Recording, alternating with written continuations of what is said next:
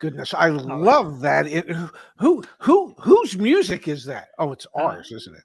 Well, we did not compose it, but we do license it. We've appropriated it. Yeah, well, we've licensed it. It is legal for us to use. Okay, cool. So that's so if YouTube is watching, I do have the license. That's our only copyright strike we ever got was for that very music, and I had to go and show them we had all the license. Wow, I had no idea you have to do that stuff. Well, I didn't either. Apparently, you do. Yeah. How much do you have to pay for that license? Well, it's part of a license of another program that I use. Gotcha. So, and it's not like getting a driver's license or anything, is it? I mean, you don't have to pass a certain test. No, but I do have to maintain that other account that I use. Okay. So there is a monthly fee to that. So all the wonders of YouTube. Yes, sounds like it. Hopefully my son's paying for that other account. No, I don't think so. But he pays for so much. I don't remember. Okay. But I don't think so. Because I think I just upgraded the current account I already had. Whatever. Now we're just talking inside baseball instead of vehicles. It's fine. Just fine. It's been a adventurous last 2 days. So as you were telling me, I am just happy to be here today. And I am happy to be here with you as well, talking all things. Well, I don't know, talking some things electric and what is going on in the world of electric vehicles and the North American charging standard. Is that what it's called? Yep. You got it. NACS. Wow. Yes, the NACS, the North American Charging Standard, as so declared by Tesla Automotive Group or whoever. What do they go by? Is it just Tesla Auto or Tesla? Tesla Motors. Tesla Motors. They established this standard, and apparently they are making it, at the very least, the standard to go with here in North America, because apparently every manufacturer of electric vehicles wants to line up and be able to take advantage of their charging network. Because if I'm not mistaken, Rivian just cut a deal with them, and Hyundai's talking about cutting a deal with them. And did you hear the other one that is in talks with them? Stellantis? No, Stellantis actually said they're not going to go that direction at this time. Oh, they want to be different. I guess so. Yes. But Toyota has been one who really said that they're in talk. So that nobody's committed or anything, but yeah. Wow. So that could be interesting. Well, it's, let's face it, it's the largest and best network in North America. It's actually the largest in the world. Like I was saying, it's the largest and best network in the world. Okay, it's the largest network in the world. We don't know that it's the best in the world, but we do know for a fact that it's the best in North America as far as operationally the number of chargers that actually work.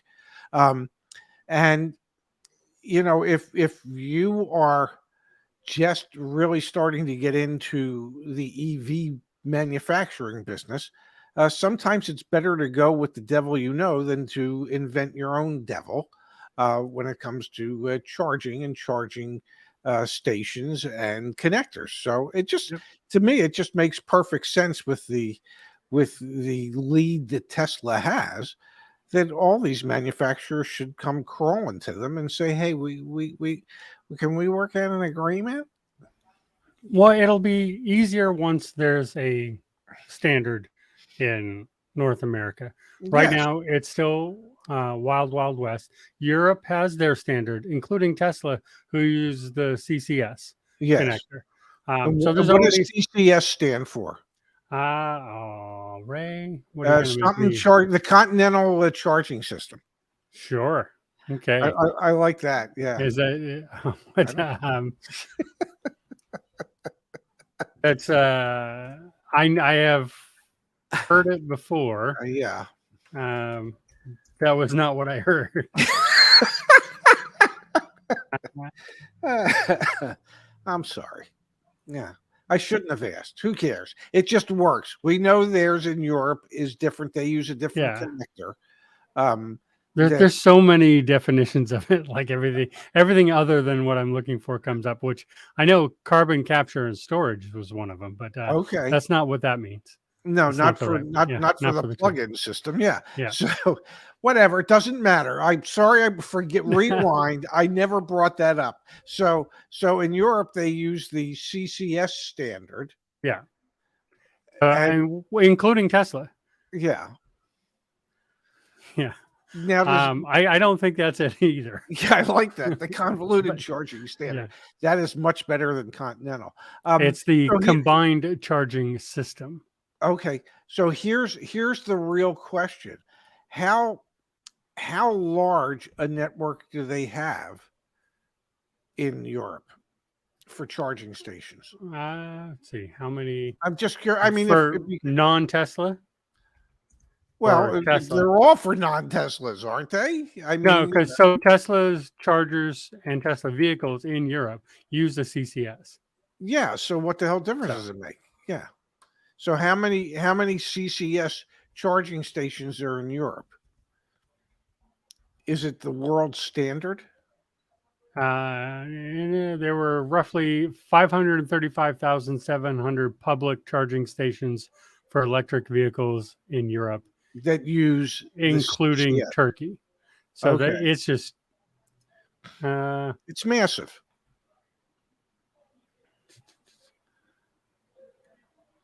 That's a hell of a lot more charging stations than we have here in North America. Well, I think those were units, not full stations, but there's 225,000 public charging in the EU. Only 25,000 are fast chargers. Okay. So 10% are fast chargers. Yeah. Okay.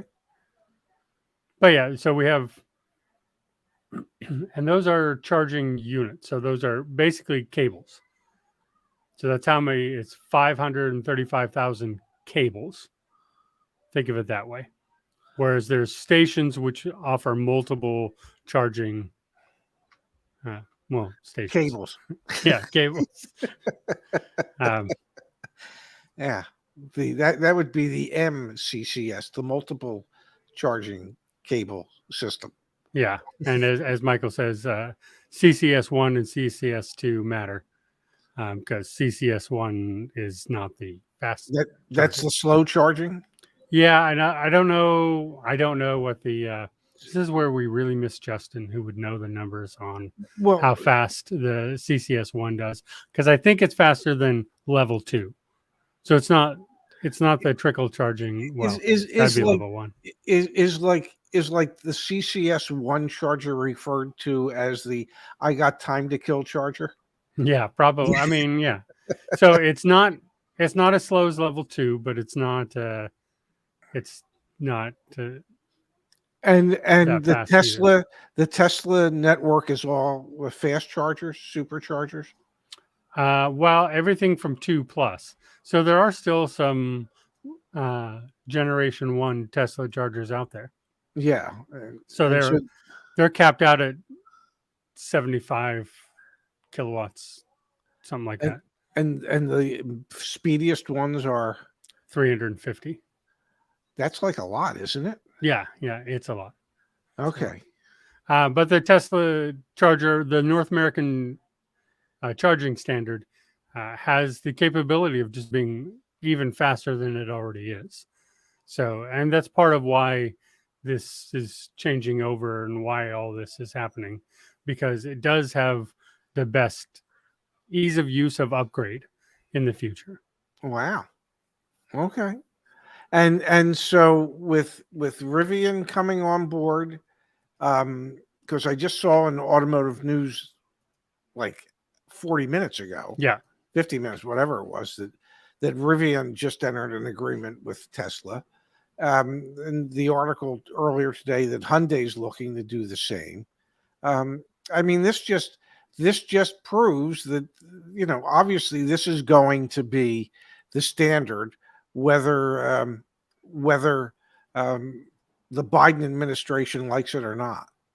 Well, yeah, I mean, we need a standard. I don't know why the governments would care about the standard, just that there is one. Yes. And why not start with the one that has, Well, 12,000 stations out there? I can help you with why the government would want to care. It's called money. Yeah. Okay, it's who's paid the most to those in political power to determine what the standard should be.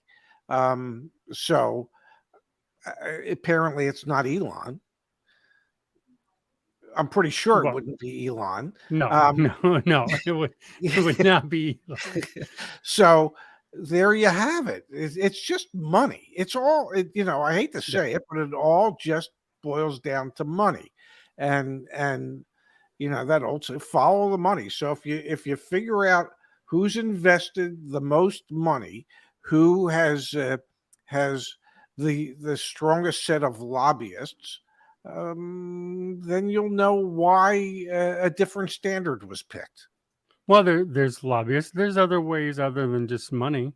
Perhaps you are wanting to run for president and you need to make that announcement somewhere, but you're about to ban direct sales to vehicles. So Yeah. maybe someone lets you announce on their platform and Yes. you allow that person to then Yes. sell directly Yes. in your state, but nobody You else. give that person a carve out. I can't imagine who you might be Yeah. talking about, Yeah. but it's been known to have. And I said it the other day when that I just follow the money because we talked about it on the show. I mean, there's a reason there's a reason things happen the way they do in politics. Okay, and the reason always has been and will always be the money involved.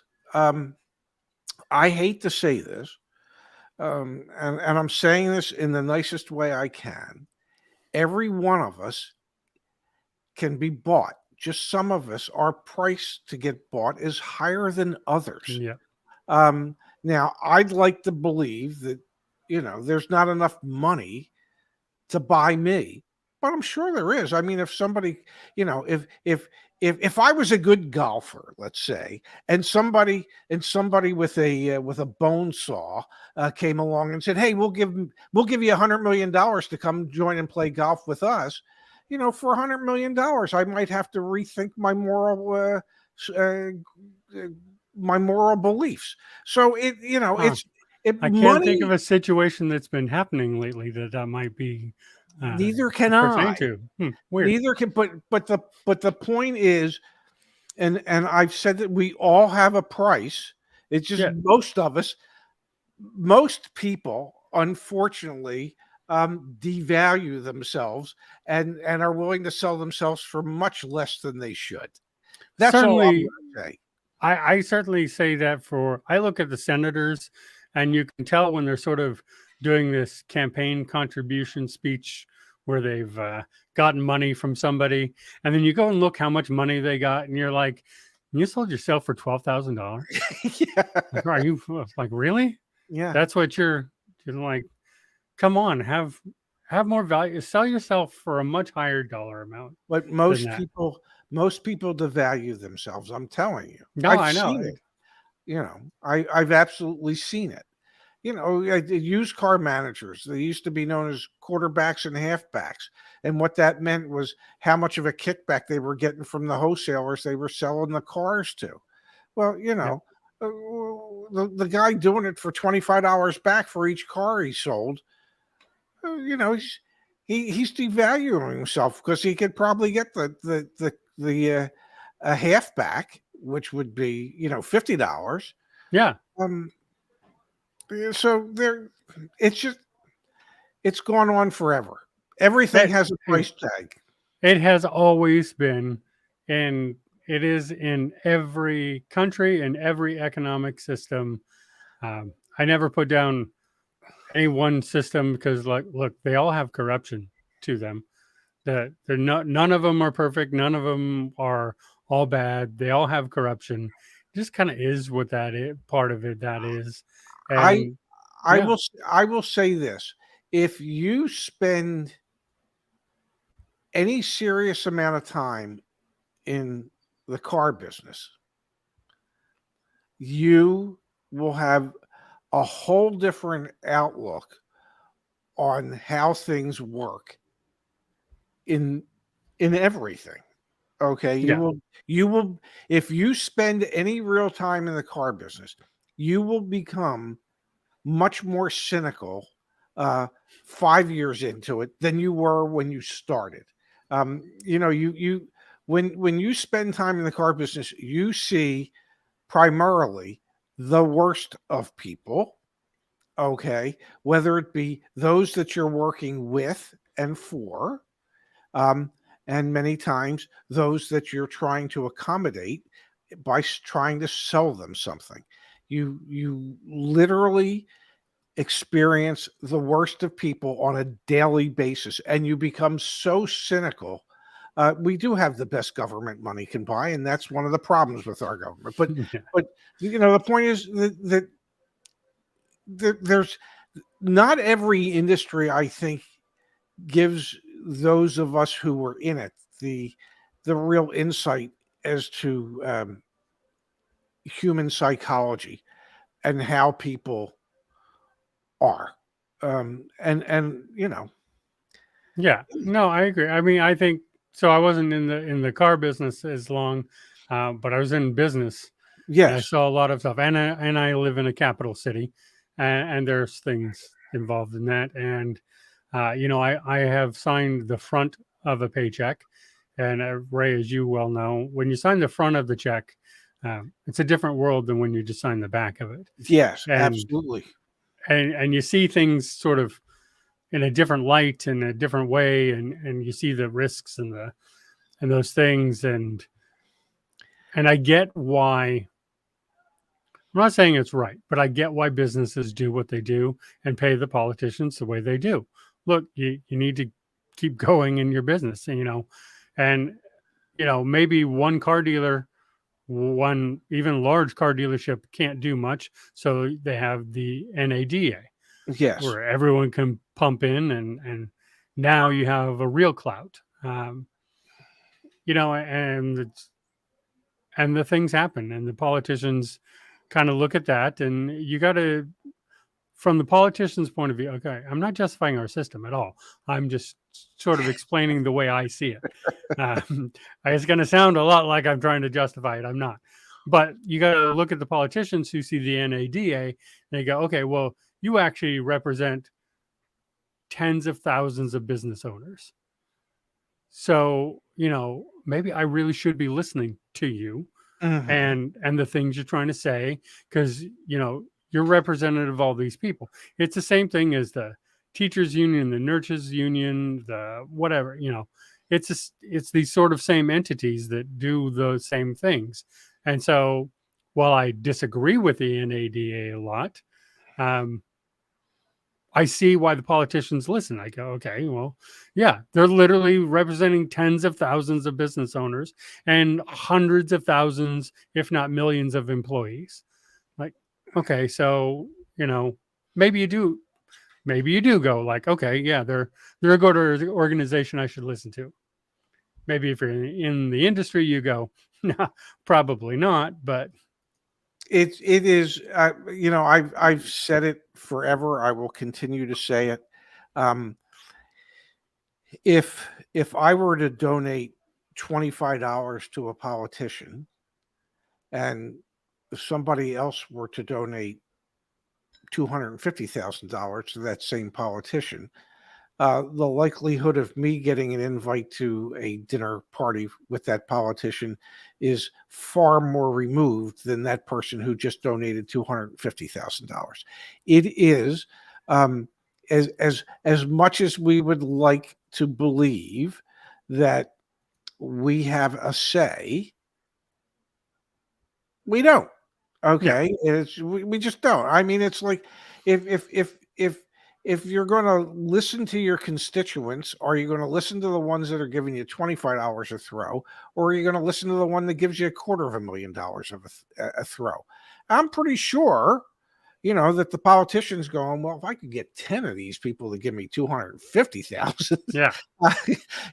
I'm gonna put a little more importance on what they have to say to me than the 100 people that gave me $25 a throw. Yeah. I mean, I agree. And it's the problem with money in politics, but then you try to take money out of politics and things don't get better. First off, there's gifts and there's graft, there's bribery, and then, if I may, not just in politics. I will relate a story to you about Honda motor cars in the 80s and 90s when they were hard to come by. And there's a rather large automobile dealer network and NASCAR group that was the owner was paying bribes to his Honda factory representatives to get more cars than competing dealers were. Okay. And he was charged, found guilty, paid a fine, couldn't go to prison because he was too sick. His cancer was just terrible. It was too sick. It's amazing how well he's doing today, but that's besides the point. God bless him. I guess, he could still afford the good doctors. But it happens in business. It's not just it's in everything. Yeah. Everybody has a price. The factory sales reps from Honda had a price. Enough. You give me enough, I'll get you all those extra cars you want. Yeah. So that happens in business all the time. All day long. Quid pro quo for orders and things. Yes. And you look at this. See how the segue works. And you look at this Hyundai plan here for going double-digit profits. Yes. Per vehicle by 2030 on EVs. So, on EVs. Yeah. Okay. So that would make them more profitable than Tesla, which makes $9,000 per vehicle, right? So how are they going to do that? Don't you think it's going to have to be some of that quid pro quoing going on, or do they have some sort of super secret manufacturing technique that nobody in the world has heard about yet? Yeah, it's called $10,000 per vehicle. It's called employing children at some of their factories and plants. Okay, in the United States, in the United States, overseas, in Alabama, I believe. Yeah. Okay. 10-year-olds in Alabama. Yes. So. Their secret sauce is circumventing child labor laws. Everybody's got a secret sauce. Usually the secret sauce is criminal, but it's a secret sauce. Yeah. I mean, I don't know how else they expect to make, because Toyota was they're $6,000 a vehicle, and Tesla is the most profitable at $9,000, and they're gonna beat Tesla at that. And I don't know how you do that. I know they're saying it's going to be engineering to drive manufacturing to drive down costs, but I don't see anyone doing better than Tesla in that regard. We're going to do a show maybe next Friday, maybe this Friday on the Gigapress and manufacturing at Tesla, because it is very different. And I do have to warn you, I will be available this Friday. Okay. But the following Friday, the 30th, well, I hate to break it to the world, as a group, Zach and Laura and I are flying to Montreal for the weekend to attend part of the Montreal Jazz Festival. Oh, is that fine? I was wondering when that was coming. We've been talking about that for a long time. Yeah, June 30th to July 3rd. So I'm pretty sure that Friday, since we have like a 9:30 in the morning flight to Montreal, we're not doing the the normal show on the Ray and Zach channel, I'm pretty sure I won't be available for the EV show because we can't even get into the Airbnb until like 4 in the afternoon. So, All right. Well, so next week's going to be an interesting week because I will not be here Tuesday and Wednesday. okay. I have my sister's funeral on Tuesday. I'm sorry. Yeah. So I'll be dealing with that. But Mario, hopefully, and Phil will be joining you. Well, I'll be and here then for Friday. You won't be here. So no, I'll be here next Friday. It's the following Friday. the following. Okay. Yes. So, but I'm just, I keep forgetting to let you know. And, because so no time better than on the air. let me, and that's fine. Can I say something about that? Yeah. We're transparent. Yep. There are no secrets. Okay. Yeah. It dawned on me that, well, geez, in 10 days, I'm flying to Montreal. We're not gonna be able to do the show. And so, and I always forget to tell you, this is my opportunity. And now the whole world knows. Well, at least the world that tunes into us. Yeah. Well, I'll have to get, as John says, we'll have to get Kimberly on. Yes. We'll have to do, every time you're away, we do a women in EV segment. So I like that. Let's not break that tradition. I will try to get her on and we'll talk about all the things for women in EV because they're still the minority EV buyers for now. Yeah, and you know what's amazing? Last time I checked, women are the majority of the worldwide population. Yes. Yes. And they are the number one decision makers. Yeah. By a really wide margin. And as you know, most salespeople always just want to talk to the husband. Yeah. Where's your husband? You don't need my husband. No, really. I'm the one buying the damn car. Yeah.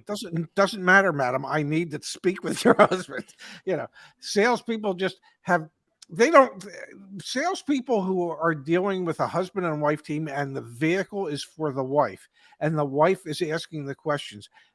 Many of those salespeople never, ever even really acknowledge the person buying the car, which is the wife, and never have eye contact with that person, which is beyond me. Hell, if they can birth us, then, why the hell can't they buy a car from us? And why can't we treat them in a manner that they deserve?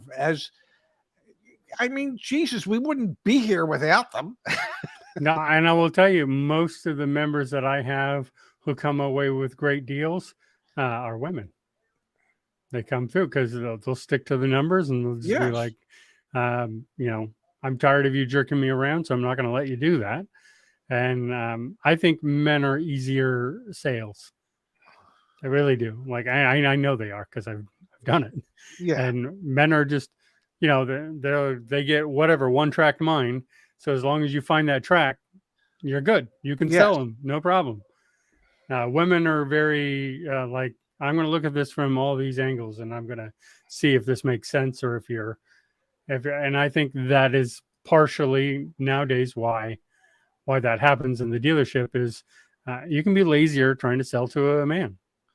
In my personal experience, and most salespeople fall into the can be lazier category. Yeah, I tell you, we all know I worked in food service for almost 30 years. Yes. I went into car sales, wouldn't have hired a single one of them, right? They could not come and work a cashier position at my restaurant. They were so lazy and so just like, I don't know, I don't care. I'm like, okay, like I would not hire you in retail for a second. That was crazy. There are very few salespeople that are really motivated, willing to put in the time, effort, and energy to be successful. But the vast majority of the salespeople are exceedingly lazy, and they're waiting for somebody to come to them and say, "Would you take my order, please? Here's the car I want to buy. Can I give you a check?" Right. I tell you, they don't even want that like, I think the pandemic changed whatever it is, but we have people inquire all the time. Hey, I'm interested in this vehicle. Crickets. Yeah. Nobody replies. Nobody's there. I'm like, you literally have someone asking to give you their money, and you're just like, I don't want to answer that email. Yeah. That's Do why I I tell really? people up front all the time. I'm like, don't send the email template as your first contact, because it's too long. They're just going to go, no. Yeah. Yeah. Like, just ask, is the car available? And when you get them on the line, when you hook the fish, then you reel them in with that email, because you send that email out, and I've seen it just ignored so many times because Oh, people are absolutely. so incredibly lazy. Like, if it goes to a salesperson or an internet salesperson who sits on their butt behind a keyboard like I do all day long, I cannot believe how many just get ignored. I'm like, you don't have anything else to do. Just answer the email. Yeah, but salespeople don't want to be. They want what is referred to in the industry. Yeah, Yeah. but they want what's referred to as in the industry as a flop to walk in. Somebody that basically has money stapled to their forehead, that and comes in with a placard that says, "I'll pay whatever you're asking." Yeah. Okay, that's who car salespeople want to talk to. If they have to deal with somebody that's somewhat knowledgeable, someone that's going to put them through the ringer a little bit, they're not remotely interested. Oh, I don't want to have to deal with that person. That would be too much like work. Yeah, laydowns, Yep. also known as laydowns. I Yep. mean, when I That's what we called them too. when I went to a Pontiac dealership when Pontiac was still sold in this country, and it was one of the 28 or 29 standalone Pontiac dealerships in the country. It wasn't Pontiac, GMC, Buick. It was just Pontiac. Um, and we would they used to have a flop hat that they would give to customers that were really easy. Okay. Oh yeah, break out the flop hat. No, and the customer had no idea what was going on. And there was one salesperson I had. We had a bell that we would ring when we sold a car, and AJ would literally greet the customer out in the lot, talk to him for about 3.5, 4 minutes, bring him in. Okay, walk over to the bell, ring the bell. Everybody in the dealership would applaud. And the people would go, "What happened?" And AJ would just look at him and says, "You just bought a car." Yeah. So, yeah. I mean, I know those, and I know good salespeople too. there are some, yes. But a lot of our salespeople where I worked were just looking for the flops, the laydowns. Yes.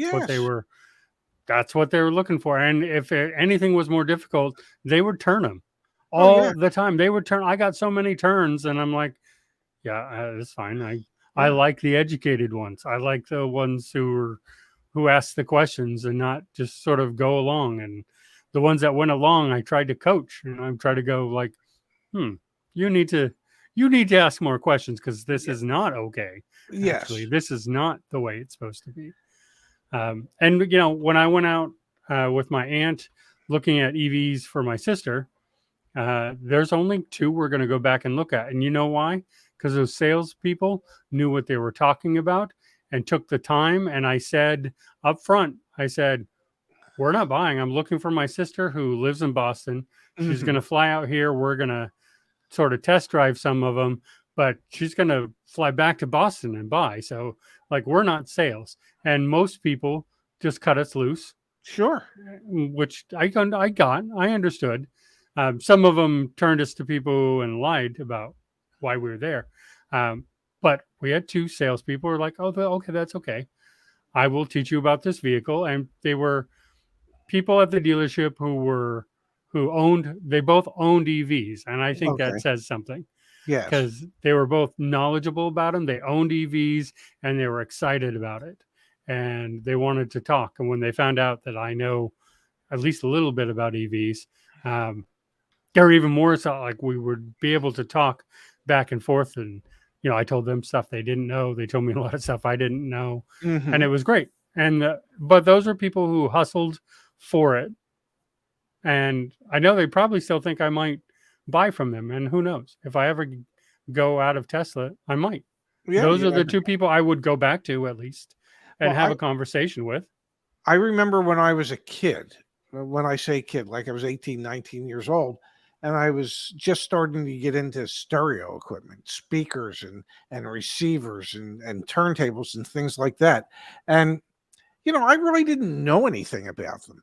And I went to this one stereo store, and I found a guy that was willing to take like a half an hour of his time and educate me as to, well, what are the things that you need to really listen for and look for, and what's important in a receiver and what's important in speakers. And when I decided to finally commit the dollars to buy a stereo system, he was my guy. He's the guy I went back to, Yeah. okay, to buy the stuff. And the store that he worked in was like 30 or 40 minutes from my house. But he deserved the reward of my business because he invested his time. I used to tell salespeople at the dealership, what we do, we're like farmers. Okay. Anytime a Yeah. customer comes in, it's our opportunity to plant the seeds. Okay. The customer ultimately will decide when we harvest those seeds. But if you provide them with enough information and you treat them nicely, when it they will let you know when it is time to harvest. If you treat them like crap, well, that harvest is going to be somewhere else. So Yeah. this guy planted seeds when it came to teaching me about stereo equipment, and he was my stereo guy for years and Well, years. and these two EV guys, which one was for Kia, actually, as it turns out, and then one was uh, one was the Mercedes. Uh-huh. So these two guys, they don't know what I do for a living, but let me tell you, you and I have discussed this before. I get an awful lot of people from the Sacramento area on chat all the time. I'm Uh-huh. always surprised at how many people I get from my area coming on chat. Now, who do you think I'm going to send them to if they're looking for EVs? Those two guys? Like, in Sacramento market sucks. I know we mock people all the time. Oh, in my area, the vehicles aren't. Look, in Sacramento, most dealers suck. They really do. Mhm. They just do. Like, you have to go not to the Bay. You got to go. You got to go east of Sacramento to Gotcha. get a deal. Um, Almost to Nevada, actually. Wow. Uh, but I find these two good dealers, good honest salespeople who are like, and the Kia dealership, he had 2,000 markup on the window sticker, and I looked at that, and he's like, just ask for that off. We'll take it off. Don't worry about it. And he's like, plus you get the rebates and you get this. He's like, they put that on there for the people who will pay that. He's Yes. like, but just refuse it. Like, our owner will just take it off immediately. And this is it used to be owned by the same group that owned my old dealership. Yes. But when he retired and sold out, he sold the Toyota to Lithia, and this Kia dealership, the general manager of it bought it. Gotcha. So now he owns one dealership, and he's really sort of turned it right. He does all the old practices, Uh-huh. which were not great, but then he's very willing to negotiate work with people, and so of course if that comes time to deal with people, that's where I'm going to send these people, is to the people who know that the sale isn't today. The sale is whenever the people are ready, and you Mhm. plant the seed, and you go through that. Yeah. That's Now, and that doesn't mean that a good salesperson won't try to to move up the harvest date if no, they can. That's part of what a good salesman yeah, does. The three letters that mean the most to any salesman are NOW. How can we make it happen now? And if we can't, then I want you to leave in such a manner where when it is time, I am ultimately your choice of who you want to buy the Yep. car from. But yeah, it doesn't hurt to try. And it all No. depends, how you try. I mean, I used to tell the people in the beginning when I meet them, believe me, the last thing I'm going to do is ask you to buy a car today. And then at the end, I would say, do you remember when I met you? And I said to you, the last thing I was going to do is ask you to buy a car today. And they go, yeah, we appreciated the fact that you didn't. I said, no, I was telling you the truth. The last thing I'm going to do is I'm doing it right now. I'm going to ask you to buy the damn car right now. Yeah. Okay. I was honest with you. You just took it in a slightly different manner.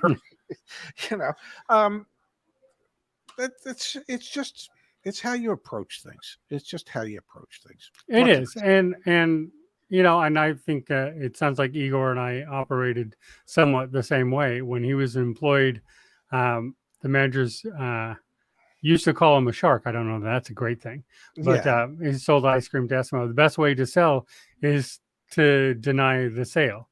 Take it away from. For me, it wasn't really denying it. Just I was never high pressure. It was just like, look, but like you, the last thing I did was I asked, because you don't make the sale if you don't ask for the sale.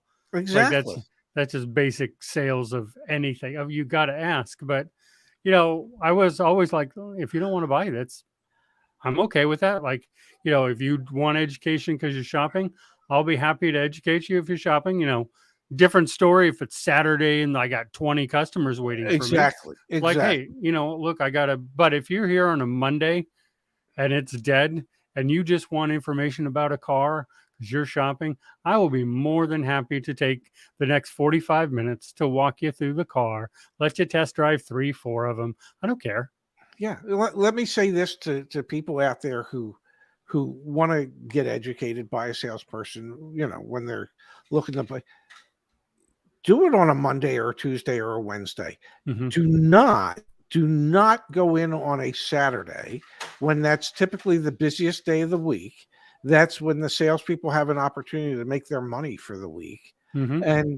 And go in there with the intention of just looking that day, driving 3, 4, 5 cars, taking up an hour or 2 hours worth of a salesperson's time, when that salesperson literally could be dealing with people who were there to buy a car. Do it on the slow time and find the salesperson that would be willing to invest the time during the slow time, so that if you want to come back on a Saturday after you've done all that research on a Tuesday, that salesperson will just be more than happy to see you on a Saturday, put you in your new car and send you home. Absolutely. And I think, on an average weekday, the salespeople probably sold 1 a day. On the weekend, that could be 3 or 4. Yes. Easy. Yes. So if you're there on the weekend, don't, try to be a buyer on the weekend and a shopper during the week. Exactly. Just go in there and be, go through the week and collect all your data, talk to all the people, get all the information. And then when you're ready to buy, find that salesman that you talk to during the week on a Saturday. And that's when you just go through. Set up an appointment. Yeah. Set up. Yeah. And may I say something for salespeople? When you have an appointment with somebody, 2 things that should happen when you have that appointment. 1, the vehicle that they're there to see should be pulled up to the front of the dealership so it's there when the customer gets there.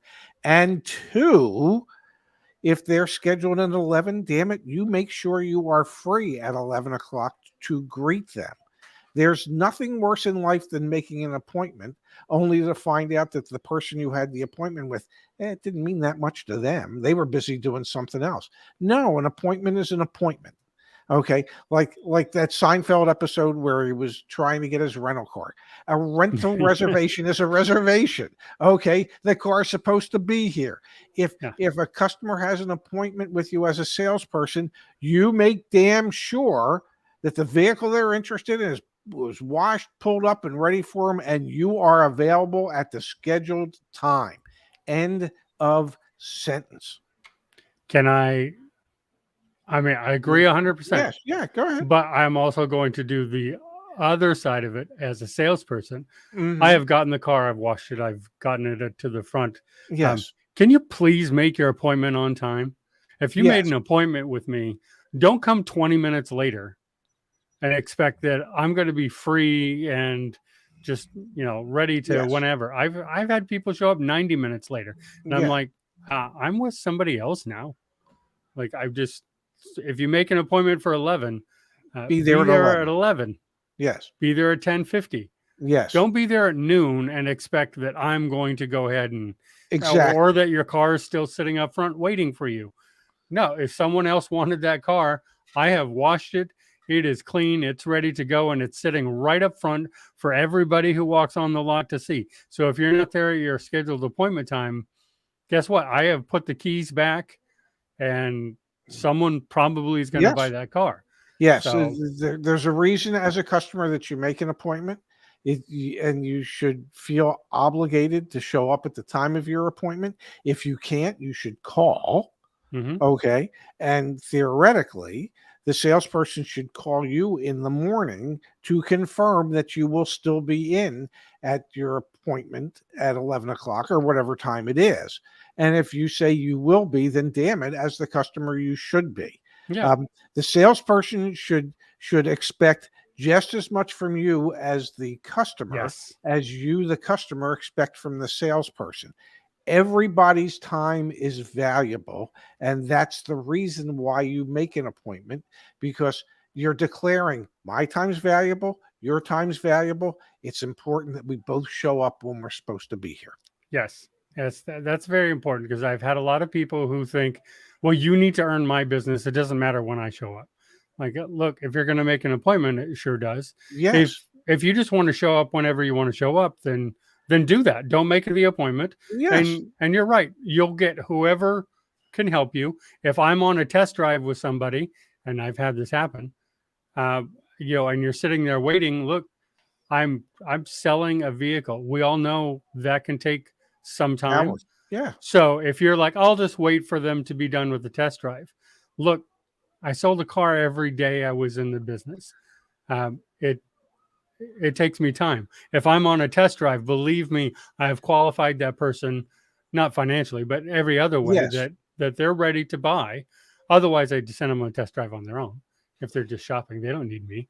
But if I'm in it with them, they're ready to buy, and we're going to go into the showroom. We're going to sit down and we're going to start going over numbers. So if you're sitting there waiting for me, like, really get a salesman who doesn't have somebody, Yeah. and that's fine.